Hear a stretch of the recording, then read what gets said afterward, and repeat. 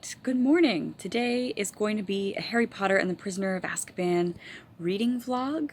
The first thing that I'm going to do is clean up the space that I'm in because it is atrocious. I have been all over the place. Despite the COVID-19 lockdown stuff, we haven't actually been, like, my work hasn't closed, so I don't know why. I work in a bookstore. Nobody should be buying books. I honestly don't know why we're still open. I've still been going to work, and so in between working all those shifts and doing all the stuff for YouTube, it's just a mess. It's a mess. I have like 2 weeks worth of clean laundry to fold and put away and make this space usable for work today. My work is as done as it can be. For now, it is rendering. The video is a small book haul that I'm going to be sharing today with my patrons, and once that is good to go, I will make a video public to YouTube. So that is in the works. It's as far as I can like physically manipulate it right now. The computer's just doing its thing. So I'm going to start reading Harry Potter and the Prisoner of Azkaban. This is a book that disappointed me as a kid. I think I've grown to appreciate it as I've gotten older. I'm gonna start reading and I'll check back in with you in a little bit. It is 5:30-ish. Harry has just boarded the train to Hogwarts. He's found out that Sirius Black has broken out of prison. He was a big supporter of you-know-who, and he is probably trying to kill Harry. Like, there are a few things that, like, I've touched on before. The fat phobia around Dudley and Vernon and Aunt Marge, the complete, like, lack of love that the Dursleys provide Harry with.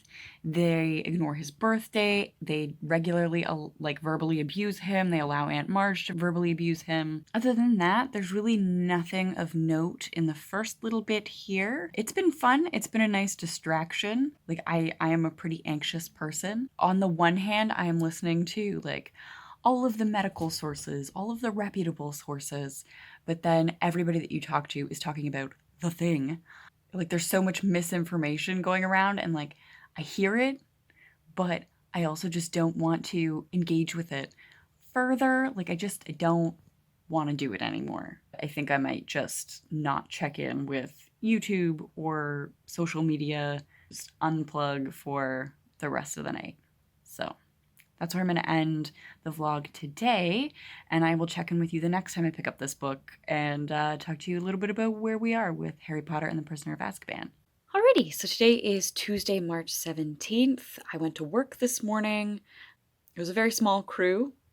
Lots of social distancing happening, even though we're still there. I left at 9:30. The store doesn't open till 11, so again, some time there for us to all social distance. I went and got gas from Costco. The lineup was not for the gas. The lineup to get into the store was all the way from the front doors back to the back of the lot where the gas pumps are. And I got gas for 75 cents a liter. I spent $30 to fill the tank, which I don't think I've ever done in my entire life. Just been relaxing, crocheting a little bit, and making some notes for the video I want to film and edit tomorrow. I'm gonna read for the afternoon. And so far I haven't made that many notes. I am at the part where the Dementors are going to come on the train. Alright, Harry has passed out because of the Dementors, and he feels a lot of shame, I guess, for being emotionally affected by the Dementors. So when Madame Pomfrey and Professor McGonagall are sort of fussing over him, they're like, yes, the Dementors can have the effect on people who are already delicate.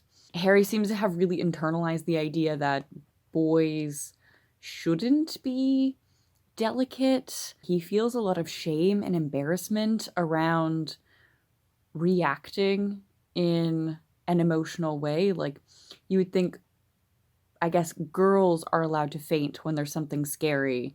Girls are allowed to be delicate in scary situations, but, you know, Harry, this brave Gryffindor, is struggling with the idea, I guess, that he is affected by these things. I think that's interesting. I want to keep an eye on that. Alrighty, it is 3:10 in the afternoon on March 17th, and Heather Reisman, the CEO and chief book lover of Indigo, has finally made the call to shut down the retail locations. I am so excited. I'm so excited that we don't have to go in anymore and like disinfect all the surfaces and like be super paranoid about touching things. Such a good call. Because like up until this point, they've been like, if you feel uncomfortable, just let us know. You don't have to come in, but like you don't get paid for it. But like now they've made the decision to close the store, and we are going to be compensated for them deciding to shut it down versus us deciding not to show up for our shifts. So, oh, I'm so excited. Editing Emily here from March 29th. I was excited about the store closing because at the time it was proposed that we would close for 2 weeks quarantine, give this a chance to die down, and that because we had our shifts scheduled for that point, we would be paid for all scheduled shifts. I have since been laid off and been told that we are closed for the foreseeable future. This has been a wild ride. I just want to be clear that the excitement in this context was specific to what we thought at the time was reasonable, which was like 2 weeks shut down to let this die down. That is not the case. I was also being compensated for the shifts I was scheduled for. Now it's just a big question mark, and I have to file for unemployment. So I just wanted to give this context because I feel like I sound like a little bit of a dipshit here, excited that my work has closed, and I didn't explain that context. Back to past Emily. Today is Wednesday, March 18th. It's around 5:30 in the morning. I tried to sleep in. Believe it or not, that is sleeping in for me. My goal for today is to not clench my teeth. I have been so stressed with all of this stuff, and I don't even realize I'm doing it. Just as I'm sitting doing anything, I have my teeth clenched, and my jaws haven't been this sore since I got my wisdom teeth out. I don't realize I'm holding this much tension until all of a sudden, like around 4 o'clock, I'm like, oh my god, everything hurts. So my goal for today is to unplug, disengage as much as possible, and not clench my teeth. They have just met Professor Trelawney, and she says, quote, "So you have chosen to study divination, the most difficult of all magical arts. I must warn you at the outset that if you do not have the sight, there is very little I will be able to teach you. Books can take you only so far in this field," end quote, and that's on 108 in these new editions. Why does Hogwarts even offer this as an elective? If without this gift that you have from birth, the sight, if you don't have this magical gift, they really can't teach you anything. Why offer it as an elective? Why not screen children? Like, do you have this aptitude? Then we will teach you. It seems like a waste of time for anybody who doesn't actually have the sight. So, the kids have just had their first Care of Magical Creatures lesson with Hagrid, and Malfoy insults Buckbeak and is attacked. He has a big scratch in his arm, and Malfoy lets out a high-pitched scream and then is yelling, "I'm dying! I'm dying! Look at me! It's killed me!" Malfoy has spent a significant amount of time doing impressions of Harry fainting and making fun of him in a moment of distress. And I feel like Malfoy is making a way bigger scene, and if Harry were a shittier person, he could definitely turn around and start doing impressions of Malfoy, believing he's dying in like this high-pitched girly voice, quote-unquote, around that. But he doesn't, because Harry is a better person. In fact, anybody who witnesses this could turn around and work to emasculate Malfoy and make him feel ashamed for having an emotional reaction to a distressing situation, right? Like, the Dementors suck all of the happiness out of the room, and Harry faints and has a really emotional reaction to it. And Malfoy makes fun of him for having that emotional reaction. But everybody else seems to be able to recognize that sometimes you panic. Like it's a human reaction to feel scared and to overreact when you're not sure about what's happening to your body. Even if it is just a scratch, right? I think it's just a really important distinction between the two, right? The difference between Malfoy and Harry. Like, they are enemies, they are in conflict with one another, but the way that they approach that is entirely different. Malfoy is always the antagonist, he is active. Harry very rarely takes an opportunity like this to actively bully Malfoy or to pay him back. I just think it's interesting. Also, Hagrid's first lesson, that he's like so excited about the textbook that he's picked. He's so excited about this first lesson, and how easily Malfoy derails it, and like you can see Hagrid losing confidence. The feels are real. I so feel Hagrid on this. Like, you can have the best laid plan. I have run youth programming. I have run like various planned live lessons, and you can have the best laid plans, and you have to be able to roll with it and deviate, and it is a skill that takes time. And my heart just goes out to Hagrid in this moment when you can see him losing confidence in everything that he's planned. Like, he's so excited about this first lesson, and it just derails so quickly. Good morning. Today is Friday, March 20th. I'm having some coffee in my Witch Please mug, and I'm about to read some Harry Potter and the Prisoner of Azkaban.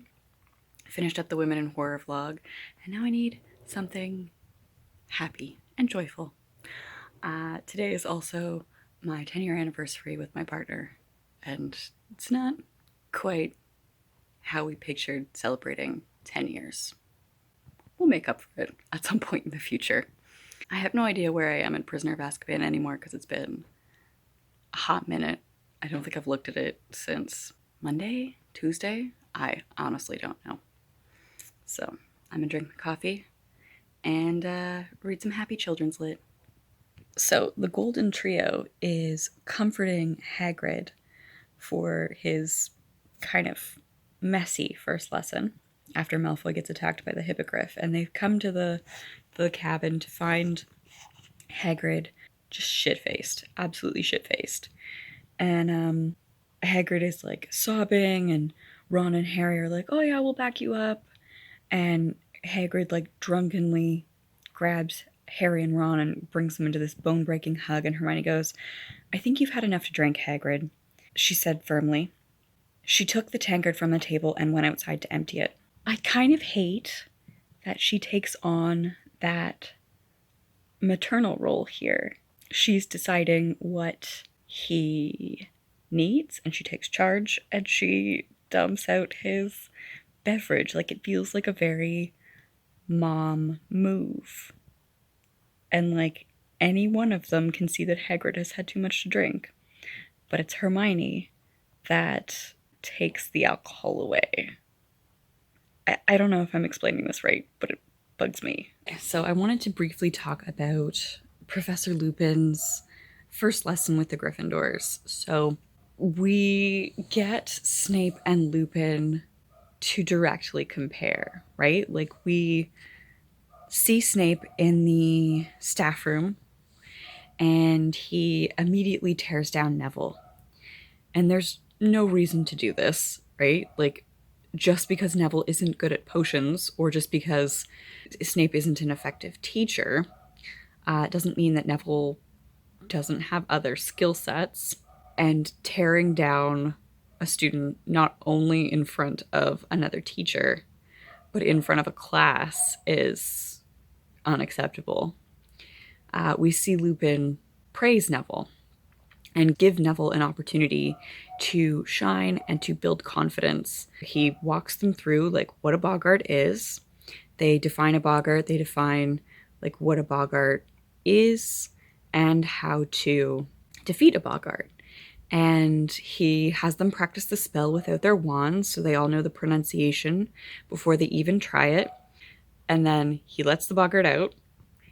All of the things that he's prepared them to do, allows the students to succeed, and then he praises them and rewards them with house points. And it's just one of the most effective lessons that they've had. And it's mind-boggling how so many of the other teachers fail to teach effectively and just how good a teacher Lupin is. And it's such a shame that his, spoilers, werewolfism is what prevents him from clearly working in a field where he would be very successful. He would be an amazing teacher if there wasn't a stigma around his werewolfism. So it is almost 3 o'clock, and I've just been reading Harry Potter and the Prisoner of Azkaban, and I love Lupin as a teacher. He's phenomenal. Every time he's on page, it's a joy to see an actually competent teacher. We see so many bad teachers at Hogwarts, so it's nice to see a good one. The other thing is I'm frustrated by Hermione and Ron's squabbling around Crookshanks and Scabbers. Like, Ron seems totally unwilling to accept that cats do hunt rats, that it is in their nature, and Hermione seems completely obtuse in that she insists on bringing Crookshanks into spaces where Scabbers is and deliberately put Scabbers in danger. Like, both of them are equally at fault, and I'm a little annoyed with it. Okay, so I can't remember who did it, but there was a tag going around where it was like, how you read, reader tag, and there was a question like, do you ever skim?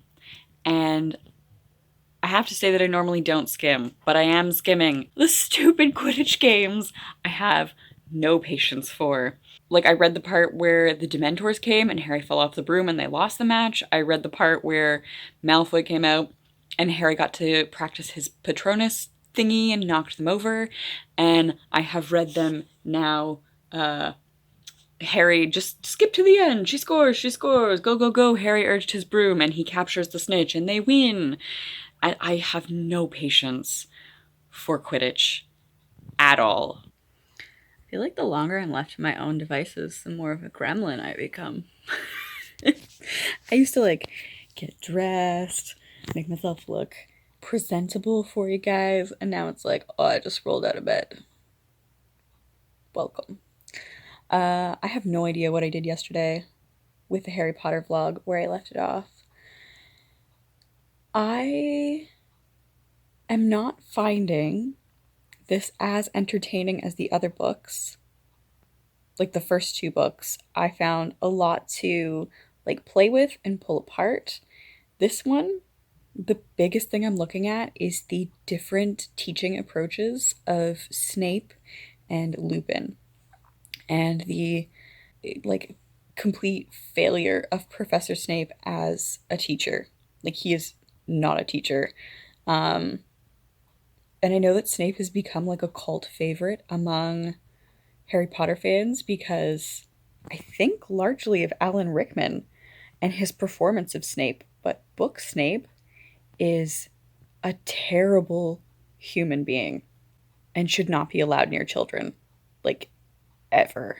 Also, I wanted to talk about werewolfism and queerness, and I think I'm actually going to have to draw on later books a little bit to support my points. So I have a little bit of thinking to do because I thought there was more around werewolfism in this book, and I'm realizing that I think it actually happens in a later book. I think it's more the Order of the Phoenix, Half-Blood Prince, that we learn about some other things that make that parallel between werewolfism and AIDS more clear. Scripting that episode is going to be interesting, and it might involve like a disclaimer for spoilers for later books, and if you are reading Harry Potter for the first time, you may have to go back. So I just finished Harry Potter. I am overwhelmed by Snape's immaturity, his rage, his childish grudge that he takes out on the children. I understand that he was bullied. James and Sirius and Lupin and Pettigrew were not nice to him, but his behavior is absolutely inexcusable as a teacher, and it's horrifying. It's horrifying to read. I feel like I remember liking this book a lot more than I actually do. I feel like this one has the least to work with in terms of analysis. It has the least going on in terms of mystery and rereadability. Like, once you know that Sirius isn't a murderer and that Harry's not seeing a Grim, his godfather's just dinking around, like, there's not a lot of fun to be had. Whereas I feel like once you know about the Chamber of Secrets, all those little hints about Ginny behaving a little bit oddly, those were things that I wasn't particularly paying attention to on most rereads. But this time around reading it, I really noticed like all of the moments where Ginny was clearly unwell, and maybe if somebody had asked the right questions sooner, like paid attention to her instead of being so focused on their own issues. Like if Ron had checked in on his little sister and asked the right questions, maybe he could have helped her out way sooner. Prisoner of Azkaban doesn't have quite as much rereadability. Like there's not a lot of hints there, and what's really standing out this time is how poor Snape is as a teacher and how unacceptable his behavior is, and how Dumbledore's hiring process for teachers at this school is super arbitrary. Like, if this is the only point in a wizard's life where they get an education, where they learn skills, that Snape spends the majority of his time bullying students and not teaching them. How are they, like, there's no wizard grad school. They go out into the world after this. They take their OWLs and they take their NEWTS, their newts, whatever, and they go out into the world, fully fledged wizards trying to find employment. But if you haven't, like, if you have Lockhart as a teacher, like a whole year of your education is gone. Like, there's no consistent curriculum, and it's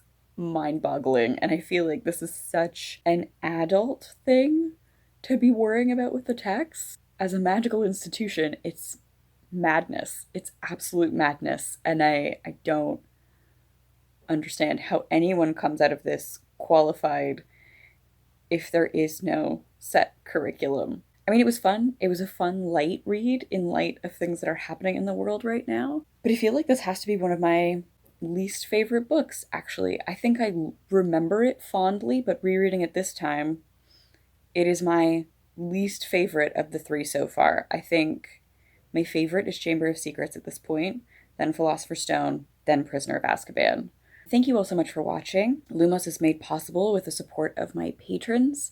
If you are interested in becoming a patron and supporting this series, links are in the description box down below. Thank you, patrons, for your support, and until next time, happy reading, and I'll see you soon.